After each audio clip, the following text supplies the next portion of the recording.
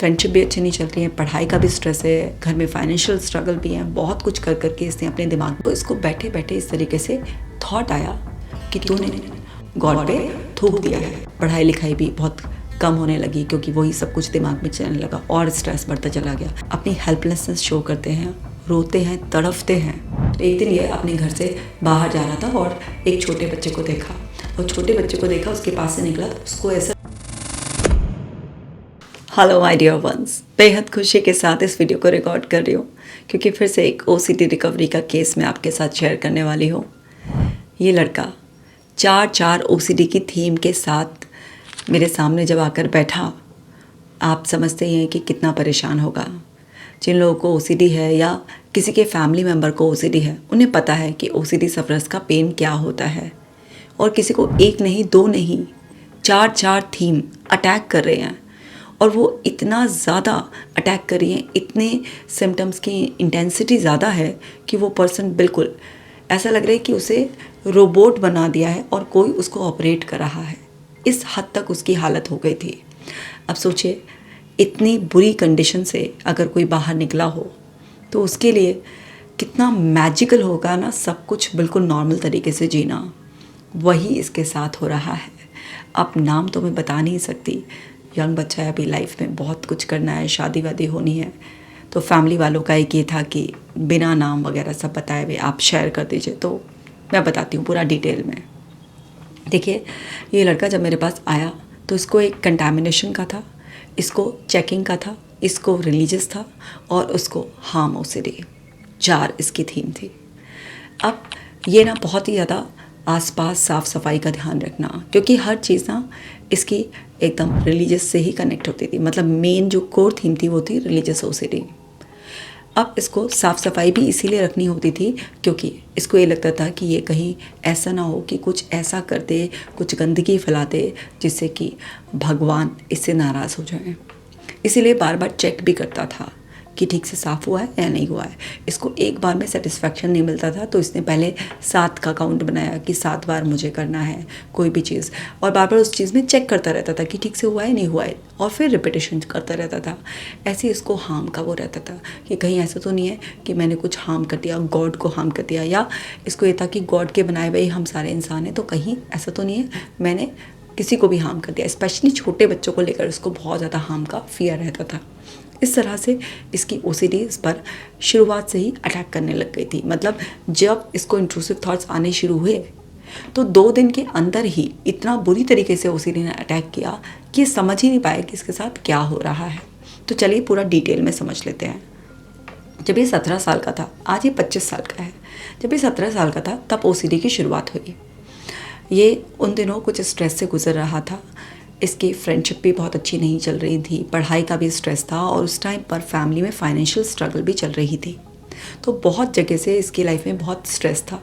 अच्छा, बचपन से ही थोड़ा सा ओवर थिंकर, सेंसिटिव, और हर चीज़ का एक नेगेटिव मीनिंग निकालने वाला था।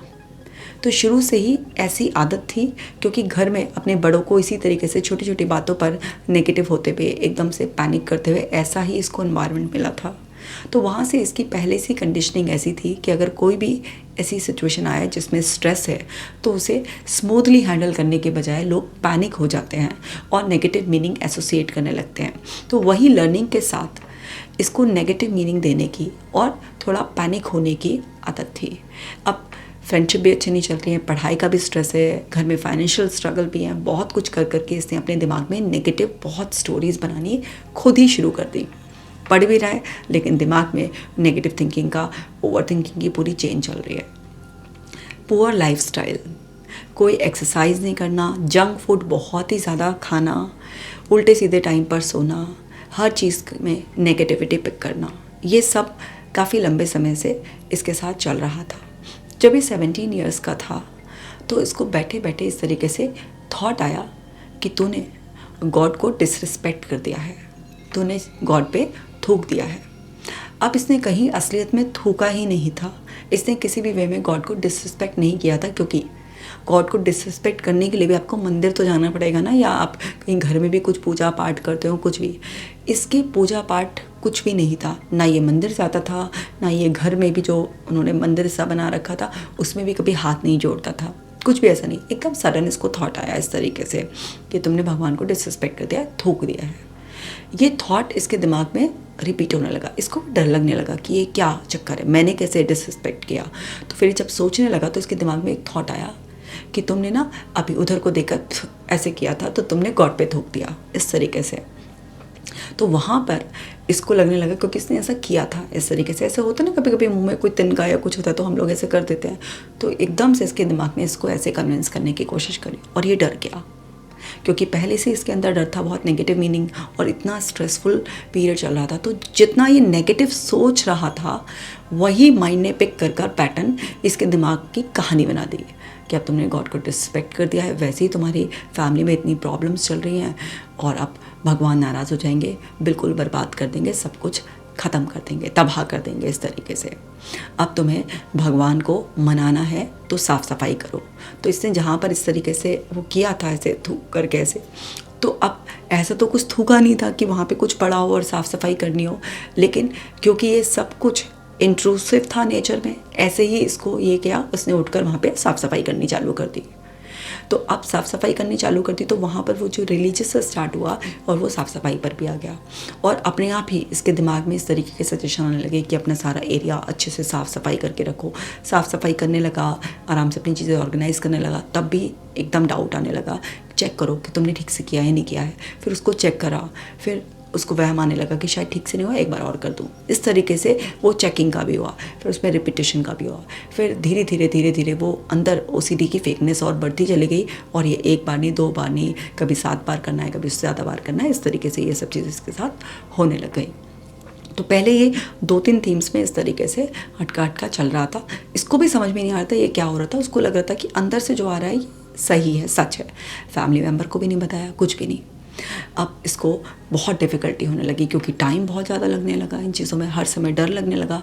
ब्रेन इसी तरीके का सजेशन दे रहा है, तुमने यहाँ पर पैर रख दिया तो तुमने भगवान को डिसरिस्पेक्ट कर दिया। दिमाग में ये भी थॉट आने लगा कि कण कण में भगवान है, तुम तो कहीं पर भी थूक देते हो, तुमने वहाँ पर उस दिन टॉयलेट कर दिया था, तुमने भगवान को डिसरिस्पेक्ट कर दिया, क्या पता वहाँ पर भगवान का कोई अंश ज़मीन में दबा हुआ हो। अब बताइए, ऐसी ऐसी पॉसिबिलिटीज़ अगर आपका दिमाग बता रहा है और आपको डरा रहा है, और आप उसके चक्कर में डर कर कभी अपना यूरिन होल्ड कर रहे हैं, थूकने से भी आप अवॉइड कर रहे हैं, बल्कि जो आप थूकना चाह रहे हैं उसको भी अंदर सटक रहे हैं, आप डर के मारे आप इस तरीके से अपनी ज़िंदगी को बहुत ही मुश्किलों से जी रहे हैं। तो ये एक बहुत ही ज़्यादा बड़ा चैलेंज हो जाता है। पढ़ाई लिखाई भी बहुत कम होने लगी क्योंकि वही सब कुछ दिमाग में चलने लगा और स्ट्रेस बढ़ता चला गया। जब परफॉर्मेंस ऐसी होने लगी तो घर वाले भी और सुनाने लग गए, तू और हमें बर्बाद करते, अभी वैसे ही इतने सारे चैलेंज चल रहे हैं, तू भी फेल होकर रखा जाएगा तो हमारी छाती पे बोझ हो जाएगा, वगैरह वगैरह। और ज़्यादा इसको हेट मिलने लग गई एक तरीके से।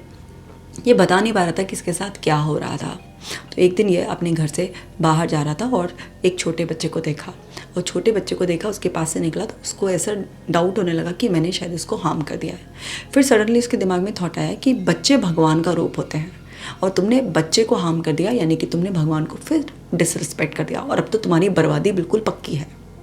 इस तरीके का थॉट इसके दिमाग में आने लगा। तो ये सब इसके साथ हो रहा था, और होते होते साल 2 साल निकलते चले गए। इसकी प्रॉब्लम बढ़ती चलेगी क्योंकि जितना आप डरोगे, जितना आप उसको चेक करोगे, जितना आप कोई भी उसके लिए कंपल्शन करोगे, उस एंग्जाइटी को, उस फियर को न्यूट्रलाइज करने के लिए, उतना ब्रेन प्रोग्राम होता चला जाएगा इन सब चीज़ों के लिए। और इस तरीके से इसकी हालत ख़राब होती गई और ये चारों थीम में घूमता गया। और सब में कोर जो मेन वो था कि भगवान को डिसरिस्पेक्ट करना, नाराज़ कर देना, और वो फियर बहुत ज़्यादा बड़ा था।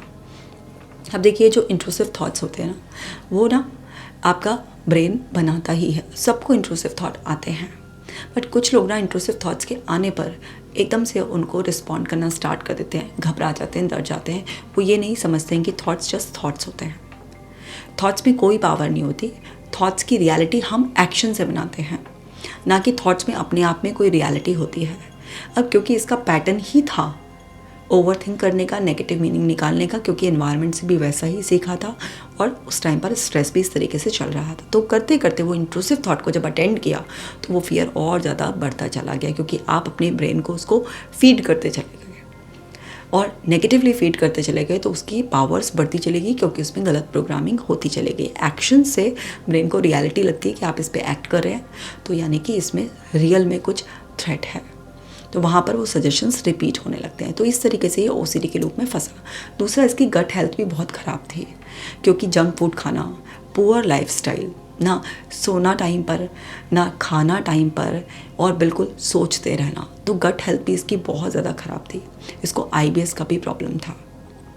तो जब आपकी गट हेल्थ सही नहीं होती है, आप ब्रेन गट एक्सेस के बारे में जानते हैं, जब आपकी गट हेल्थ अच्छी नहीं होती है, क्योंकि आपका 90% सेरोटोनिन गट एरिया में ही बनता है, तो जब आपकी गट हेल्थ अच्छी नहीं होती तब भी आपके अंदर इंट्रूसिव थॉट बहुत ज़्यादा आते हैं, तब भी आप एंग्शियस फील करते हैं, तब भी आपको इस तरीके के इंट्रूसिव थॉट्स बहुत एंग्जाइटी देते हैं और आपके अंदर फॉल्स फीलिंग्स आती हैं।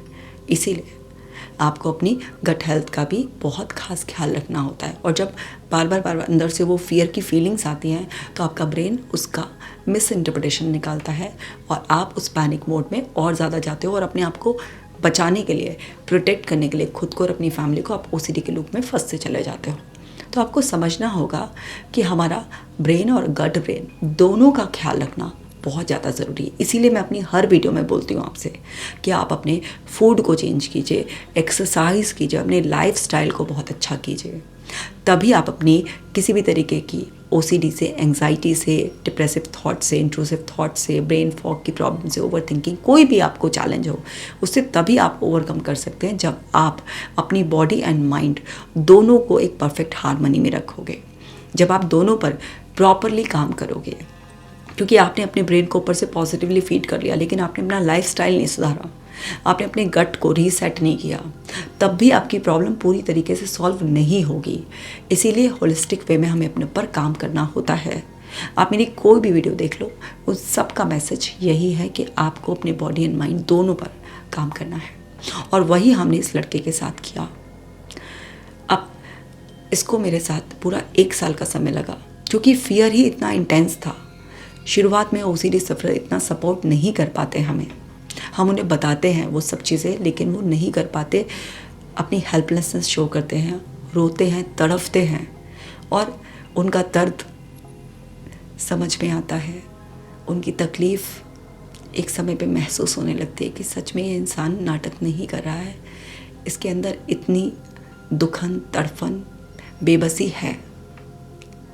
और कई बार तो ऐसा होता है कि कुछ ओसीडी सफ़रर्स को देखकर मतलब अंदर तक दिल कांप जाता है और बहुत बुरी तरीके से इतना भावुक हो जाती हूँ मैं भी कि ऐसा लगता है कि मुझे कोई संभाल ले इस मोमेंट में, और उस मोमेंट में अपने आप को संभाल कर फिर उसकी मदद करने के लिए जब मैं दोबारा से अपनी हिम्मत को बटोरती हूँ, फिर उसको संभाल पाती हूँ, क्योंकि उसका दर्द ही इतना ज़्यादा होता है, उसका दिमाग उसको इतना कंफ्यूज करा होता है, इतना डरा रहा होता है, और वो false urges, feelings, intrusive thoughts real जैसे लग रहे होते हैं, क्योंकि अंदर पूरी केमिस्ट्री बिगड़ी हुई होती है। तो उसको संभालने में मुझे भी शुरुआती 2-3 महीने में इतना चैलेंज आया, बहुत ज़्यादा चैलेंज आया, बस इसके अंदर ठीक होने की चाहत थी। और जब फैमिली को ये सब चीज़ें पता चली, तो फैमिली शुरुआत में इतना समझ नहीं रही थी, बट इसके घर में जब इसने बार बार रिपीटेडली यही सब चीज़ें बोला कि अब मुझसे नहीं समझ रहा है, मेरे को ना काफ़ी साल हो गए हैं स्पेन में, और अब मुझसे बर्दाश्त नहीं हो रहा है, अगर आप लोगों ने मेरी मदद नहीं करी है तो मुझसे अब जिया नहीं जाएगा। तो तब घर वाले अलर्ट हुए और पहले साइकेट्रिस्ट के पास भी लेकर गए। फिर साइकेट्रिस्ट ने भी बोला कि आप इसकी काउंसलिंग थेरेपीज़ कराइए, इसको वहाँ से बहुत फ़र्क पड़ेगा कि एंग्जाइटी वगैरह तो सेटल हो जाएगी मेडिसिन से, बट आप साथ के साथ काउंसलिंग भी कराइए। तो इस तरीके से जब ये मेरे पास केस आया था, तो फैमिली मेम्बर्स भले ही कितने भी वैसे खुद नेगेटिव थिंकर्स हों, बट इसको ठीक कराना चाहते थे। उन्होंने इस बात को समझा, क्योंकि उनके साइकेट्रिस्ट ने जब उनको अच्छी तरीके से समझाया तो उनके समझ में आ गया कि ये समझाने वाली बात है कि भाई ये थॉट्स सही नहीं है, और समझा तो हम भी रहे हैं, बट शायद प्रोफेशनल का समझाने का तरीका कुछ अलग ही होता है, वो समझ में आ जाएगा, क्योंकि इनके साइकेट्रिस्ट ने साफ साफ बोल दिया था कि देखो समझाएंगे आप भी, बट एक प्रोफेशनल के समझाने का तरीका बहुत अलग होता है। तो वो बात उनकी समझ में आ गई थी और वो उसको यहाँ पर लेकर आए। तो जो एक बार उसके लिए हेट शो कर रहे थे, उसको बोल रहे थे कि तू भी हमारी छाती पर बोझ बन जाएगा, फेल हो जाएगा, ये हो जाएगा, अब वो उसको समझ पा रहे थे। तो अब ना यहाँ पर वो हीलिंग जर्नी स्टार्ट हो गई। अब स्टार्ट हो गई तो ये बहुत विलिंग था कि ठीक होना है, कि करो या मरो वाली टाइप की स्थिति थी कि या तो मुझे करना है या फिर अब मुझे नहीं रहना है। तो शुरू में चैलेंज आया, बट समझ आने में हम सक्सेसफुल हो गए कि भाई ये जस्ट थॉट्स हैं। तो आप थॉट से डिटैच रहना सीखो। थॉट्स जस्ट थॉट्स होते हैं और आपको अपनी पूरी बॉडी की भी और माइंड की भी केमिस्ट्री को रीसेट करना है। तो फूड को सुधारना, एक्सरसाइजेस, पूरा डिसिप्लिन डेवलप करना, और वो भी कंसिस्टेंसी से, वो सब चीज़ें, ताकि बॉडी की केमिस्ट्री रीसेट हो और जो मिसअलाइनमेंट हो गया है वो वापस से अलाइन हो और बॉडी वापस से अपने नेचुरल रिदम में लौटे और वो सारे केमिकल्स प्रोड्यूस करना स्टार्ट करे, जिससे कि हीलिंग हो एक्चुअली डीप लेवल पर जाकर। और साथ ही साथ कॉग्निटिव रीस्ट्रक्चरिंग की टेक्निक, सीबीटी की बहुत सारी हमने एनएलपी की टेक्निक सब कंबाइन करके लगाई, एक्सपोजर्स कराए, हिप्नोथेरेपी, एनएलपी की टेक्निक, सब चीज़ें मिक्स कर कर जब माइंड की पूरी रीफ्रेमिंग करी और बॉडी की केमिस्ट्री को पूरा रीसेट किया और पूरा साल भर का समय इस सब चीज़ों में लग गया, तो फिर वो जो इंट्रूसिव थॉट्स से आईबीएस का जो इशू था, जो फियर, पैनिक, हर समय ये फीलिंग्स थी, वो सब बिल्कुल सेट हो गए। साथ के साथ एडिशनली उसमें ना हमें चक्रास अलाइनमेंट भी करने पड़े, क्योंकि वहाँ पर 2-3 चक्रास बिल्कुल स्टैग्नेंट पोजीशन में थे। अगर आपके चक्रास बिल्कुल स्टैग्नेंट पोजीशन में हो तब भी आप ना पूरी तरीके से हील नहीं हो पाते हैं। तो आपकी फ़िज़िकल, मेंटल और मेटाफिज़िकल हर बॉडी पर काम किया जाता है, जहाँ जिसकी जैसी रिक्वायरमेंट होती है उस हिसाब से काम किया जाता है। तो बहुत ही होलिस्टिक वे में जब इसको हील किया गया तो उसको समझ में आया कि थॉट्स जस्ट थॉट्स होते हैं, मेंटल इवेंट्स होते हैं।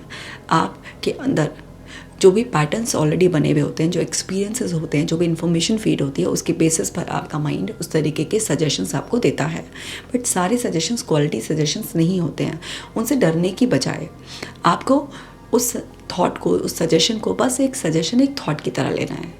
आप उस पर जब एक्ट करेंगे तो आपके ब्रेन को आपके एक्शन की वजह से वो एक्चुअल में थ्रेट लगेगा और वो उसको बार बार रिपीट करता चला जाएगा। तो उसको पूरा समझाया कि इवोल्यूशन प्रोसेस में कैसे ह्यूमन ब्रेन इवॉल्व हुआ है, कैसे हमारा अमिगडाला, हमारा प्रीफ्रंटल कॉर्टेक्स, हमारा हिप्पोकैम्पस आपस में कोऑर्डिनेशन में काम करते हैं। तो बहुत साइंटिफिक अप्रोच के साथ भी, और बहुत एक तरफ बिल्कुल साइंटिफिक अप्रोच और एक तरफ बिल्कुल लेमैन अप्रोच, जैसा जिसको समझ में आता है वैसे कॉम्बिनेशन से जब मल्टीपल थेरेपीज़ हमने लगाई, और ख़ास तौर से एक्सेप्टेंस एंड कमिटमेंट थेरेपी, क्योंकि शुरुआत में थॉट आ रहे थे एंड सिंपली आपको उन थॉट्स को एक्सेप्ट करना होता है, उनकी प्रेजेंस, क्योंकि वो अपने आप फेड होते हैं, आपके रोकने से नहीं होते। क्योंकि जितना आप रेजिस्ट करते हैं उतना वो परसिस्ट करते हैं। बहुत ही पैराडॉक्सिकल वे में आपका ब्रेन काम करता है। जिस चीज़ को आप जितना सोचेंगे कि ये ना आए दिमाग में, वो उतना ज़्यादा आएगी।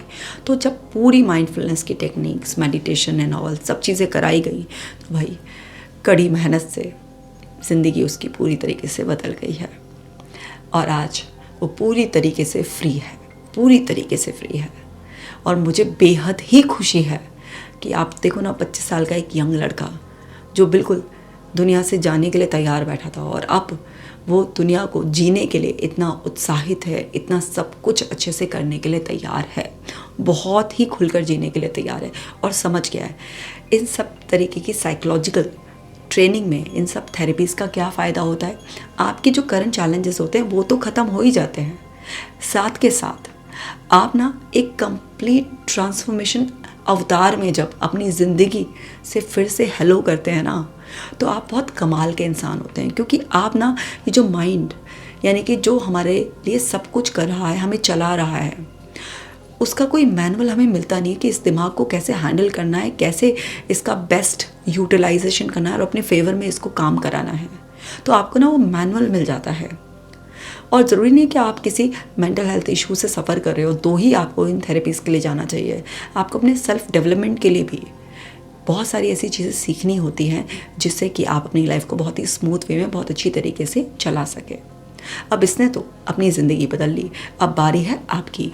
अगर आप सफ़रर हैं या आपके घर में कोई सफ़रर है तो आप उसको भी ये हिम्मत दीजिए, कॉन्फिडेंस दीजिए कि वो भी ठीक हो सकता है। ये वीडियो उसके साथ शेयर कीजिए, उसको उम्मीद मिलेगी कि अगर कोई इस हद तक परेशान होकर भी वापस अपनी लाइफ में बाउंस बैक कर सकता है तो वो भी कर सकता है।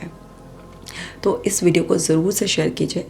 इस चैनल को सब्सक्राइब ज़रूर कर लीजिएगा। वीडियो को लाइक करके कमेंट कर आप अपना प्यार मुझे दीजिए और इसको ढेर सारी ब्लेसिंग्स दीजिए ताकि इसकी ज़िंदगी ऐसे ही हमेशा खुशहाल रहे, एकदम ये हंसता मुस्कुराता अपनी ज़िंदगी को बेहतरीन तरीके से जिए। तो आपकी बेस्ट विशेस, आपका ढेर सारा प्यार इसको बहुत ही ज़्यादा स्ट्रेंथ देगा और इसकी ज़िंदगी ऐसे ही खुशियों से भरी रहेगी। सो माय डियर वंस, मैं मिलूँगी आपसे नेक्स्ट वीडियो में।